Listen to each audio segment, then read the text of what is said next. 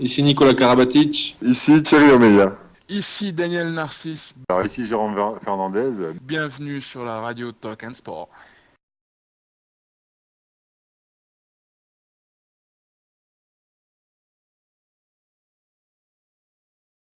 Dans une première mi-temps, vous dominez largement jusqu'à la moitié de deuxième mi-temps. Qu'est-ce qui s'est passé?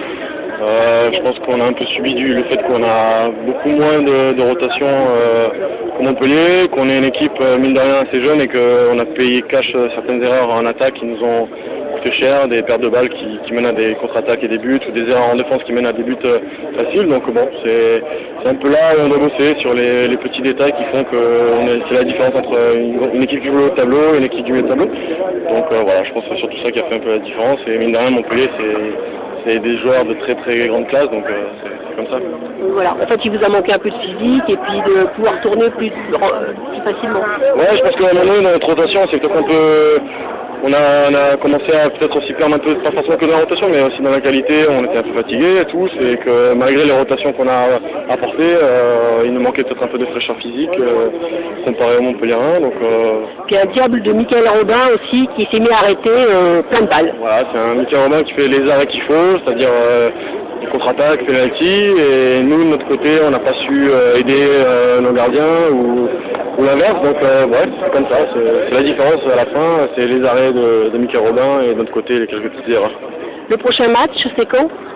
Sur un prochain match dans 2 semaines, Chambéry à la maison, donc c'est pas forcément plus facile, hormis le fait qu'on va dire qu'on est à la maison et que on reste sur une bonne dynamique après ce match-là. Je pense qu'il faut en tirer du positif, il faut pas se morfondre, ça reste Montpellier et c'est à Montpellier, donc je pense qu'il faut tirer du positif et regarder les erreurs et essayer de faire mieux. Merci beaucoup Igor. Merci de rien. Au revoir. C'est Marie Montigny pour Andes.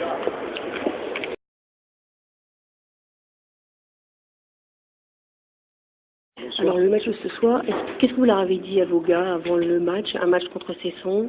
Si vous gagnez deuxième place du championnat, ça s'appréhende comment ça au départ? Non, je leur ai pas dit ça, je leur ai simplement dit que on devait, même si c'était une semaine avec un match de Ligue des Champions dimanche, on devait bien aborder ce match-là, que le public était venu nombreux et qu'on devait être présent dans ce match-là et qu'on devait offrir un beau spectacle et se battre pour la victoire. Alors il y a une première mi-temps difficile, qu'est-ce que vous leur avez dit à la mi-temps? À la mi-temps, il y a eu 2 mi-temps en vérité dans la première mi-temps. Il y a eu une première mi-temps pendant un quart d'heure, 20 minutes où on a été ultra dominé, une deuxième où on a dominé Cesson.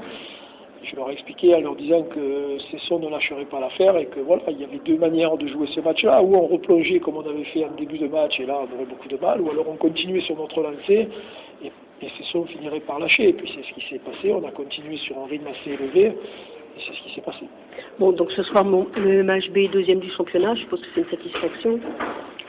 Oui, pour nous c'est quelque chose de très important. Après toutes les aventures que nous avons connues, on est fin novembre et on est à la seconde place. Je pense que c'est une très très belle performance. Vu tout ce qui nous est arrivé, je pense que c'est une très très belle performance. Maintenant, on sera satisfait si on est second au mois de décembre à la trêve, parce que ça c'est l'objectif qu'on doit chercher à atteindre.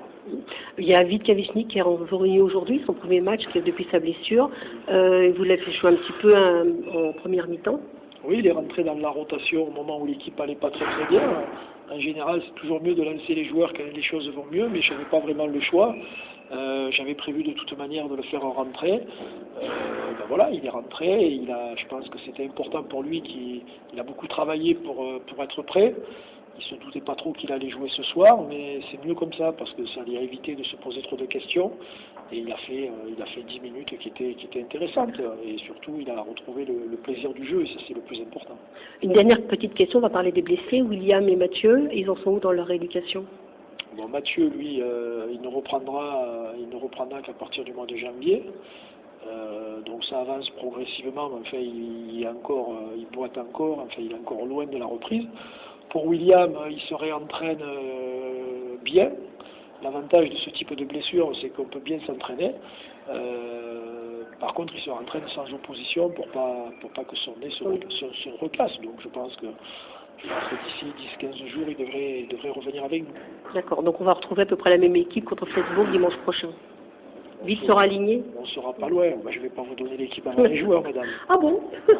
Je ne vais pas vous donner l'équipe, mais on sera pas loin de cette équipe-là. D'accord. Merci beaucoup, monsieur Canaille. Merci.